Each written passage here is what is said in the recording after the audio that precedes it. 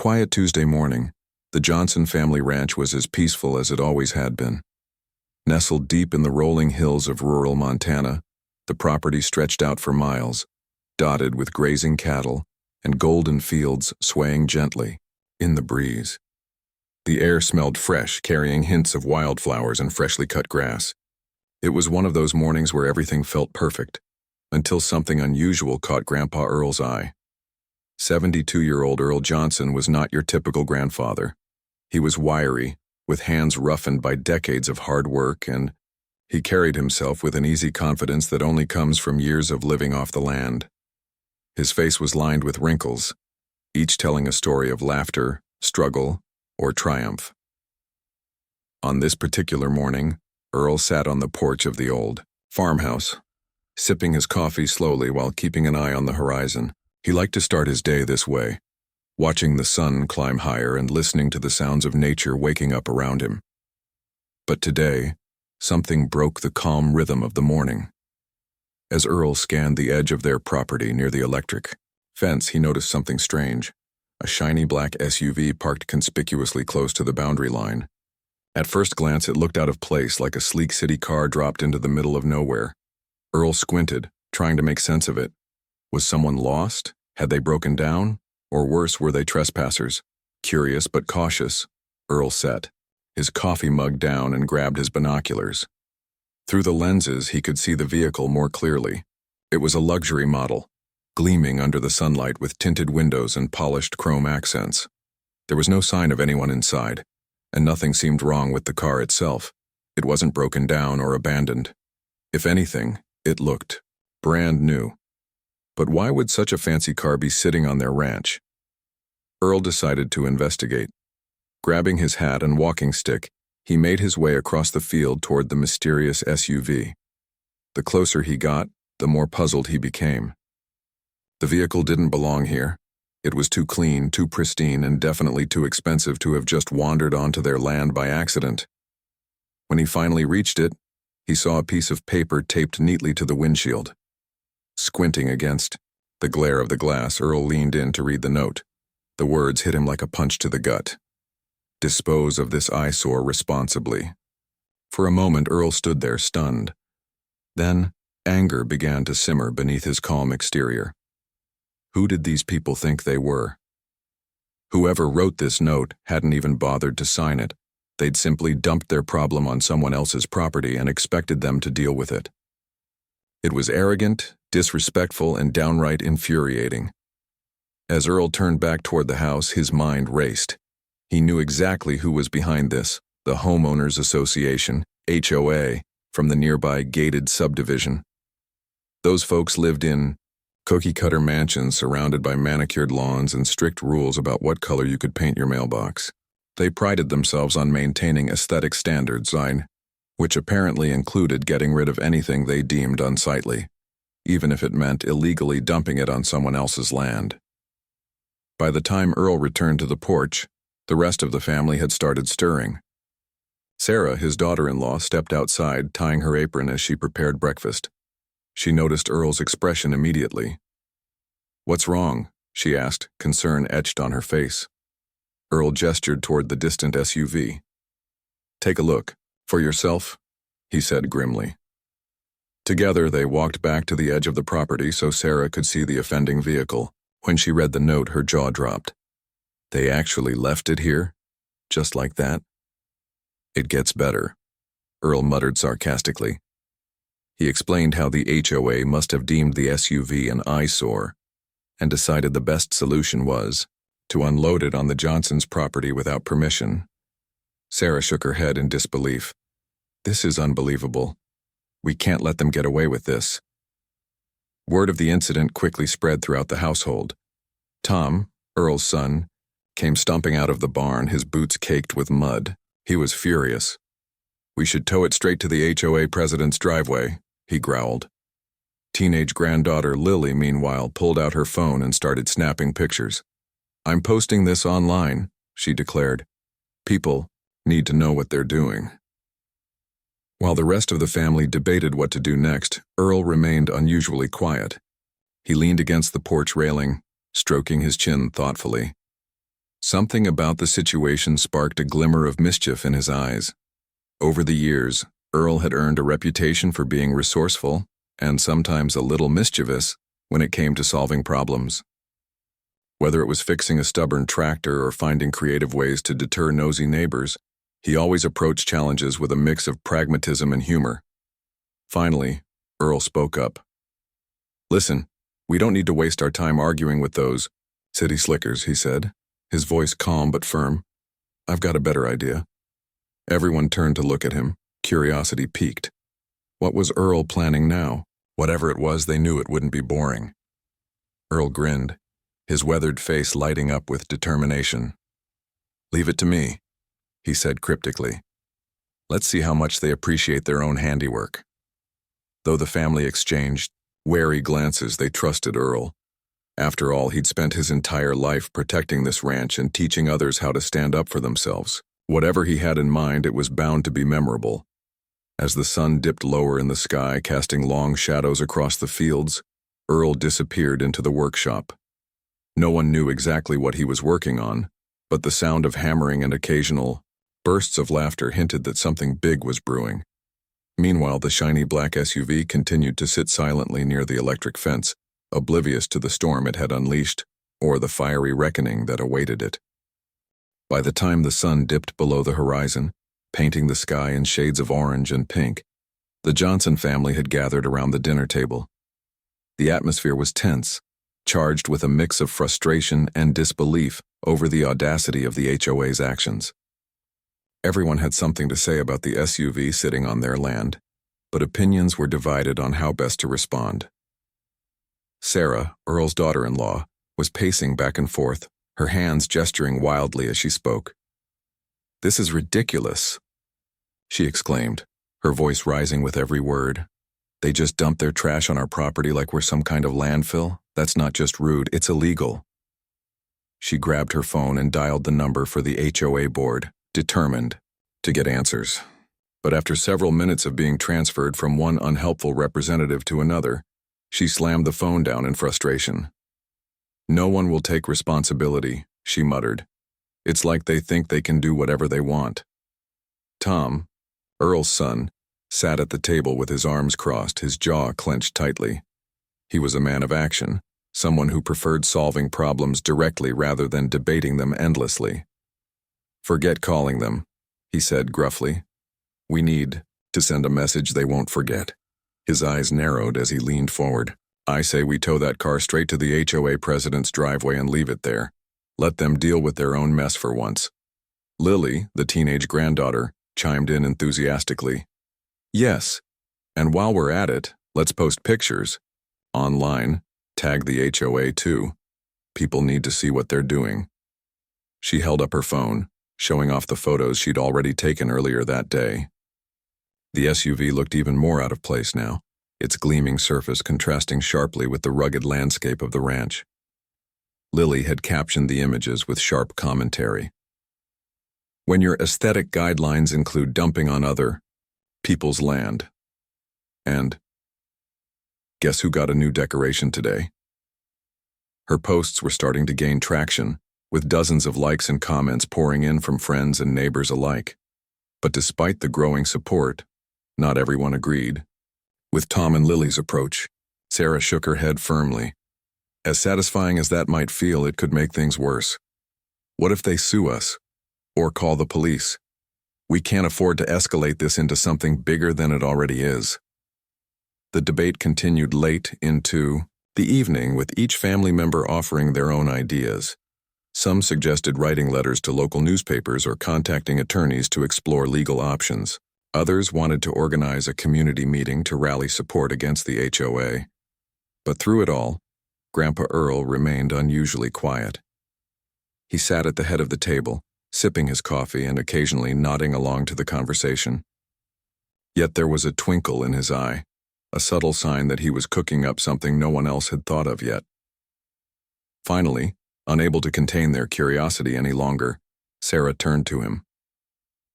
"Dad, you've been awfully quiet. What's your plan?" Earl set his mug down and leaned back in his chair, a slow smile spreading across his face. "Well," he began, his voice calm but laced with mischief. "I reckon we don't need to waste our energy arguing with those folks. They've made their move, and now it's our turn to show 'em what happens when you mess with the wrong ranch." The room fell silent as everyone waited for him to elaborate. Earl stood up, grabbing his hat from the hook by the door. "You'll see soon enough," he said cryptically. "Just trust me. I've got a way to teach 'em a lesson they won't soon forget." Though the family exchanged wary glances, they knew better than to press Earl for details. Over the years, he had earned a reputation for coming up with creative solutions to difficult problems. Whether it was rigging up an old tractor to plow snow during a blizzard, or using fishing line to scare away crows from the cornfields, Earl always approached challenges with a unique blend of ingenuity and humor. Whatever he had planned, it was bound to be memorable and possibly a little risky. As Earl headed outside, the rest of the family couldn't help but speculate about what he might be up to. Tom followed him partway, watching as Earl disappeared into the workshop at the edge of the property. Inside, the sound of tools clinking and wood creaking echoed faintly under the starlit sky. Occasionally, Earl's laughter drifted out, hinting that he was thoroughly enjoying himself. Back in the house, the discussion shifted to whether Earl's plan would work, or if it might backfire spectacularly. Sarah voiced her concerns, worried about potential consequences. "What if someone gets hurt?" she asked. "Or what if the HOA tries to sue us because of whatever Dad does?" Tom shrugged. "If anyone can pull this off without causing real trouble, it's Earl. Besides, maybe a little shock is exactly what those people need to wake up."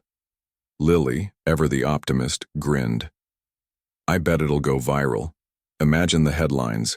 Grandpa frees SUV with electric fence. People will love it." Despite their differing opinions, one thing was clear. The entire family was united in their desire to stand up to the HOA. The SUV wasn't just an inconvenience. It was a symbol of everything they resented about the subdivision's residents. Their arrogance, their disregard for rural values, and their belief that money could solve any problem grated on the Johnsons' nerves. For years, tensions between the ranchers and the HOA had simmered beneath the surface, and now, with this latest incident, those tensions threatened to boil over. As the night wore on, the debate eventually wound down, leaving everyone exhausted, but resolved. They retired to their rooms, minds racing with thoughts of what the next day might bring. Outside, the ranch was quiet once again, save for the distant hum of crickets and the occasional hoot of an owl.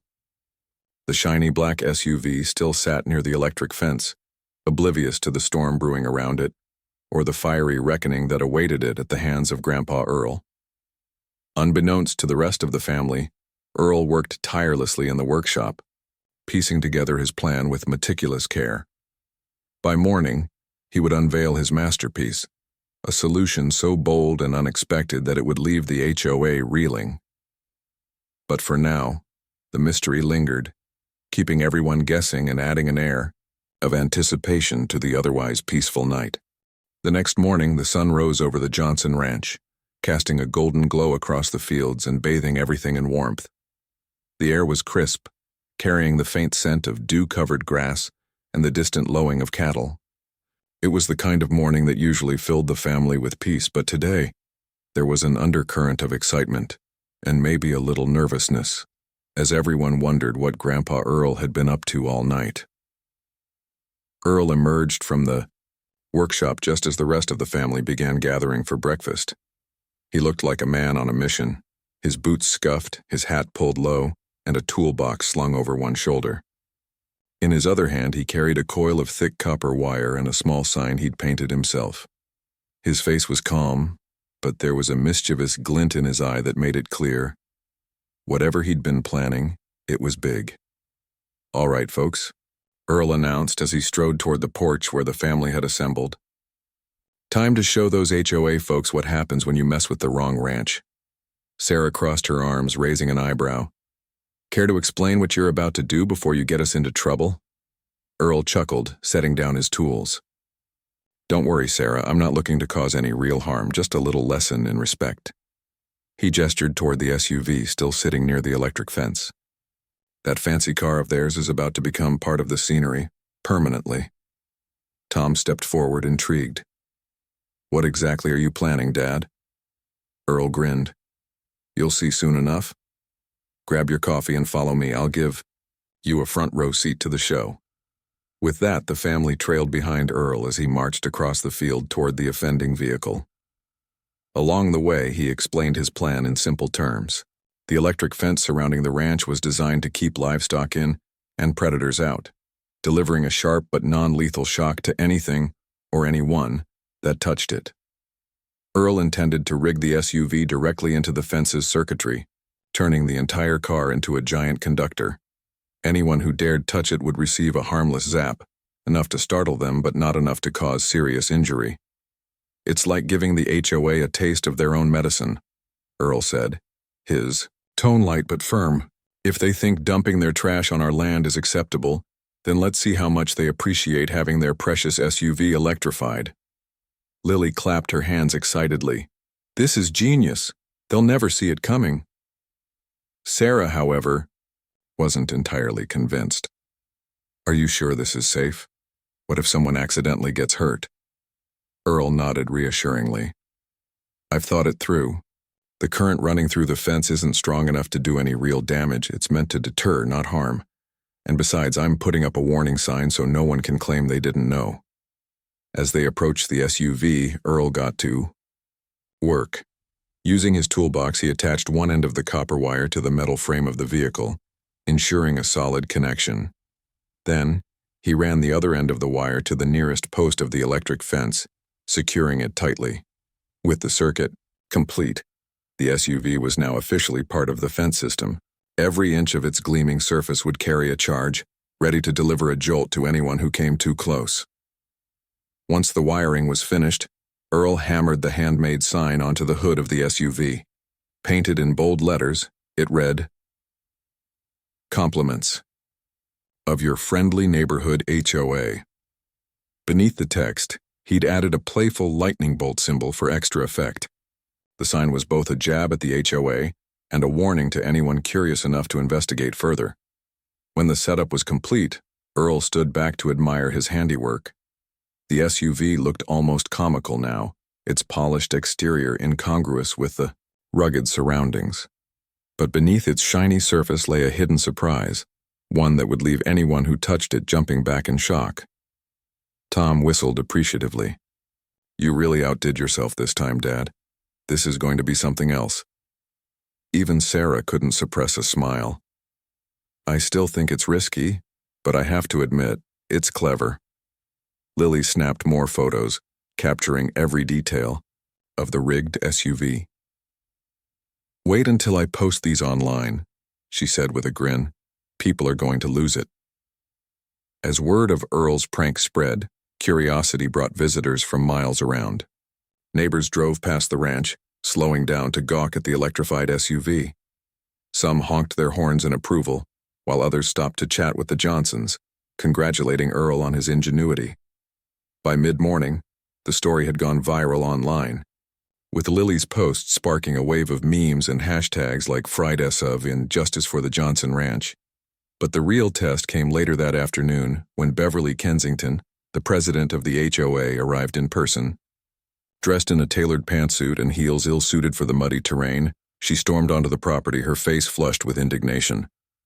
Her clipboard clutched tightly in one hand, she marched straight toward Earl, who stood casually leaning against the fence post.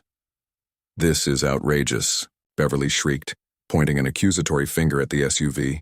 You can't do this, this is vandalism. Earl tipped his hat politely, his expression calm but amused.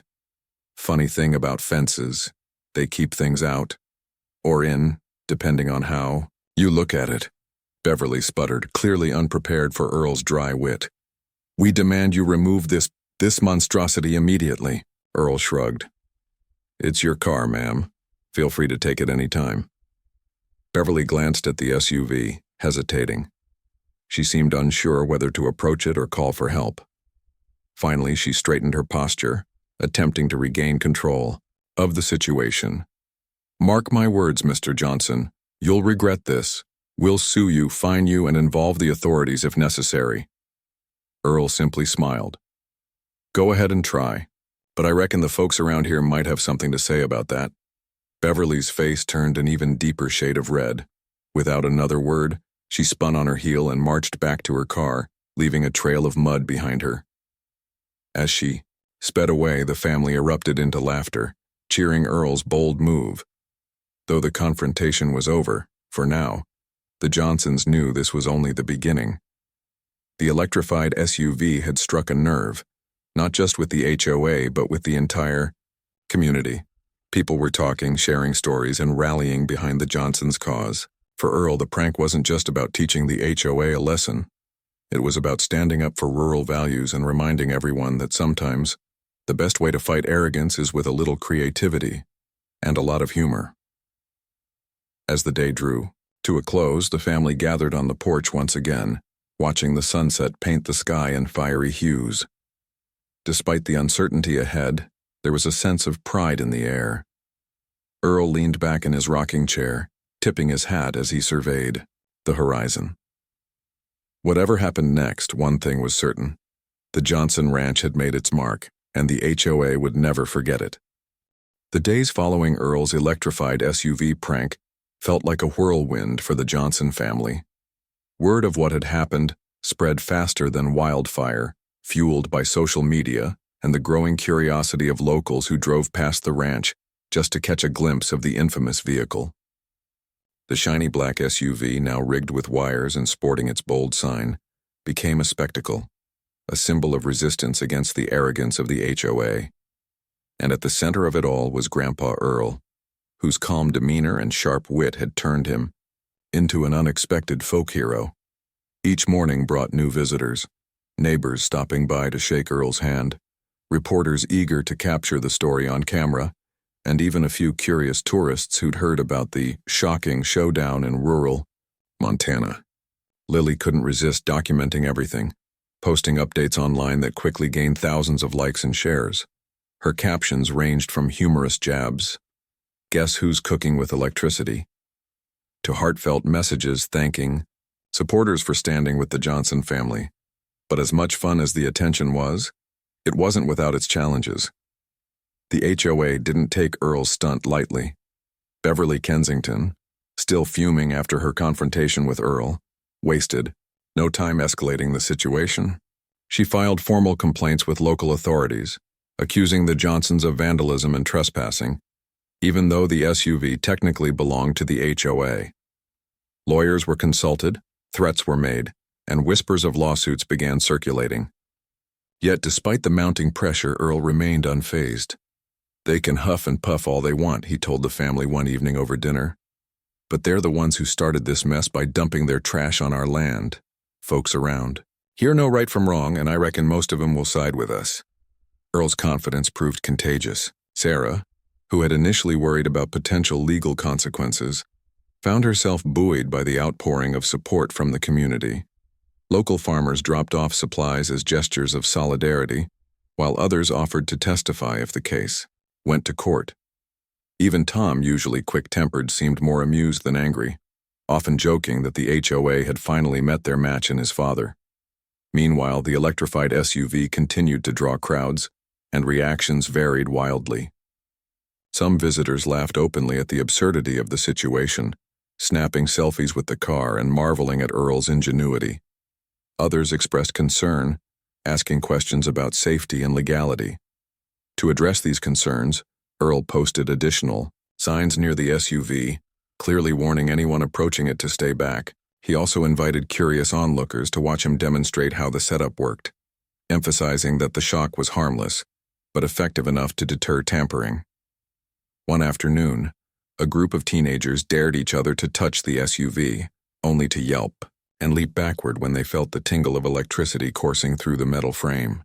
Their startled reaction sent the crowd into fits of laughter, and videos of the moment went viral almost instantly. Online commenters praised Earl's creativity, calling him a legend and the ultimate prankster.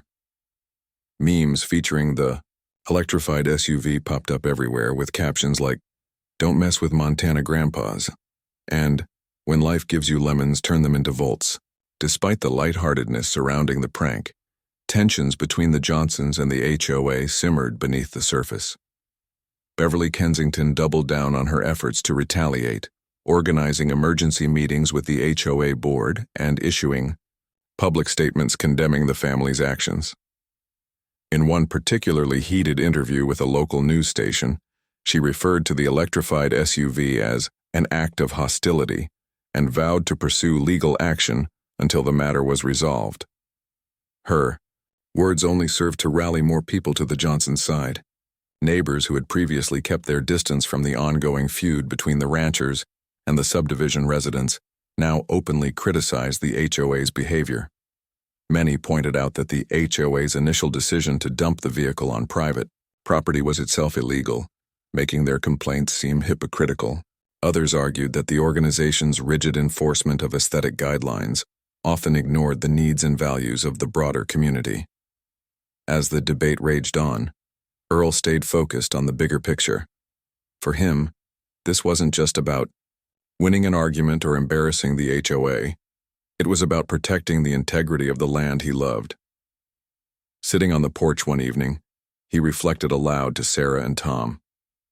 "This ranch has been in our family for generations," he said, his voice steady but tinged with emotion. "It's not just dirt and grass, it's home, and we don't let anyone treat it like garbage." His words struck a chord with the entire family. They realized that Earl's prank wasn't born out of malice or spite. It was a way of asserting their dignity and reminding the world that rural communities deserve respect. That realization gave them strength as they prepared for whatever came next. By the end of the week, the standoff reached a tipping point. A reporter from a national news outlet arrived at the ranch, eager to cover the story for a wider audience. Cameras rolled as Earl explained his reasoning behind the electrified SUV, his tone measured but firm. When asked whether he regretted his actions, he simply smiled. "Regret? No, ma'am. All I did was defend my property. If folks don't like it, maybe they should think twice before dumping their problems on someone else's doorstep." The interview aired later that night, sparking even more attention. Calls poured in from across the country, with people praising Earl's resourcefulness and condemning the HOA's behavior. Legal experts weighed in, many agreeing that the HOA's original act of dumping constituted illegal trespassing. Public opinion appeared firmly on the Johnsons' side, putting increasing pressure on the HOA to resolve the issue peacefully. Finally, after days of tension, the HOA caved. On a crisp Saturday morning, a tow truck arrived at the edge of the Johnson ranch, accompanied by a small entourage of HOA representatives. Beverly Kensington was notably absent, having abruptly resigned earlier that week amid mounting criticism. Instead, a younger board member approached Earl hat in hand, offering an apology. "We deeply regret the misunderstanding," the man said, his tone sincere. "What happened was unacceptable, and we assure you it won't happen again. We'll be revising our policies to prevent similar incidents in the future." Earl nodded slowly, accepting the gesture with quiet dignity. "Apology accepted," he said. "Now let's get that eyesore off my land." With the SUV finally removed, the immediate crisis was over, but the impact lingered. The Johnsons had proven that standing up for yourself doesn't always require violence or aggression. Sometimes a little creativity and humor can go a long way. And as the dust settled, one thing became clear. The HOA would never forget the lesson they'd learned from a determined grandfather and his electrifying response to their arrogance. As the family gathered on the porch that evening, watching the sunset paint the horizon in fiery hues, there was a shared sense of triumph. Earl leaned back in his rocking chair, tipping his hat as he surveyed the fields stretching endlessly before him. Whatever challenges lay ahead, he knew they'd face them together, as a family and as stewards of the land they cherished. The aftermath of the electrified SUV incident brought about a profound change, not just for the Johnson family, but for the entire community. What had started as a simple act of defiance against the HOA's arrogance turned into a defining moment that united neighbors, inspired strangers, and reminded everyone of the importance of standing up for what's right. In the days following the removal of the SUV, life on the ranch slowly returned to its usual rhythm. Cows grazed lazily in the fields, chickens pecked at the dirt in the yard, and the golden Montana sun rose each morning over the endless expanse of land. But something felt different now. The air carried a sense of pride, a quiet confidence, that came from knowing they'd faced down a powerful opponent and emerged victorious. For the Johnsons, it wasn't just about winning. It was about reclaiming their dignity and proving that even the smallest acts of resistance could spark meaningful change. Earl became a local legend almost overnight. His name was mentioned in conversations everywhere, from coffee shops in nearby towns to online forums discussing rural issues. People marveled at his cleverness, his calm demeanor under pressure, and his unwavering commitment to protecting his home. Strangers stopped by the ranch to shake his hand or thank him for inspiring them to stand up against injustice in their own lives. Earl took it all in stride, brushing off compliments with his trademark humility. "Oh, I didn't do anything special," he'd say with a chuckle. "Just gave those folks a little taste of their own medicine. Anyone would have done the same." But deep down, Earl knew this wasn't entirely true. Not everyone would have had the courage or the creativity to respond the way he did. By turning the HOA's own actions against them, he'd shown that sometimes the best way to fight back isn't through anger or aggression, but through wit and ingenuity. It was a lesson that resonated far beyond the borders of the ranch. For Sarah, Tom, and Lily, the experience strengthened their bond as a family. They'd always been close, but facing this challenge together brought them even closer. Sarah, who had initially worried about potential legal consequences, found herself feeling grateful for the outpouring of support from the community. She realized that standing up for yourself doesn't mean doing it alone. Sometimes, strength comes from leaning on others. Tom, meanwhile, couldn't stop smiling every time someone referred to his dad as a folk hero. And Lily? Well, she embraced her newfound role as the family's social media guru, updating followers with heartfelt posts about gratitude and resilience. The HOA, on the other hand, struggled to recover from the fallout. Beverly Kensington's resignation left the board scrambling to regain credibility, while public scrutiny forced them to reevaluate their policies. In an effort to repair relations with the surrounding community, they organized town hall meetings and invited locals to voice their concerns. Many residents attended these sessions, speaking passionately about the need for mutual respect between urban and rural neighbors. Slowly but surely, cracks began to form in the wall of elitism that had long separated the subdivision from the rest of the area. One particularly memorable meeting took place in the local community center, where Earl himself made a rare appearance. Dressed in his usual work clothes and wearing his trusty hat, he stood before a packed room of neighbors, reporters, and HOA representatives. When asked to share his thoughts, he spoke simply and directly. "We're not so different, you and me," he said, addressing the HOA members. "We all want nice places to live, safe communities, and happy families. But respect goes both ways. You can't expect people to follow your rules if you don't treat them fairly." His words earned a standing ovation, leaving many in tears, including some of the very people who had once dismissed him as just another rancher. From that day forward, the HOA began implementing changes designed to foster better communication and cooperation with their rural neighbors. While it would take time to rebuild trust, the seeds of progress had been planted, and Earl's electrified SUV stunt played no small part in making that happen. As weeks turned into months, life on the Johnson Ranch settled into a comfortable routine.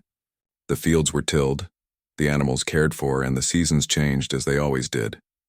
Yet reminders of the incident lingered, serving as a testament to the family's triumph.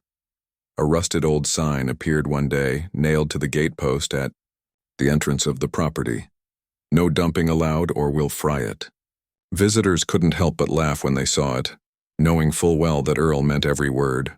The sign became something of a landmark, drawing curious travelers who wanted to see the famous ranch for themselves.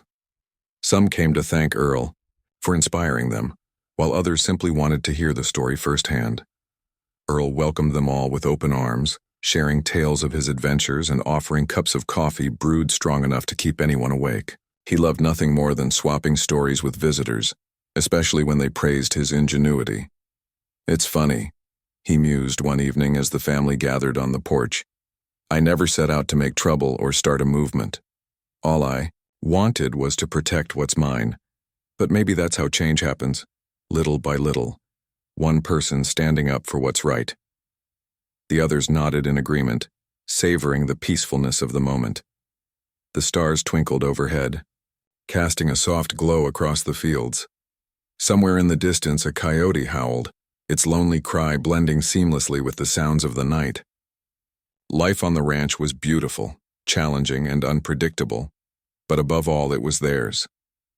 For Grandpa Earl, the electrified SUV prank had been more than just a clever solution to a problem.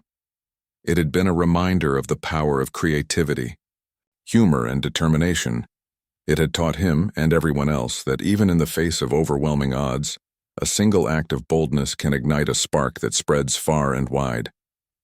And though the SUV itself was long gone, the spirit of resistance it represented remained alive and well, etched into the hearts of everyone who had witnessed Earl's unforgettable stand against arrogance. As the years passed, the story of the electrified SUV became a cherished piece of local lore, told and retold around campfires, dinner tables, and classrooms. Children grew up hearing about the fearless grandfather who fried a fancy car with an electric fence, using nothing but grit and gumption to teach a valuable lesson. And whenever someone doubted their ability to make a difference, they needed only to look toward the Johnson Ranch, where a weathered old sign still stood guard, reminding everyone that standing up for yourself is always worth it, even if it means getting a little shocking along the way.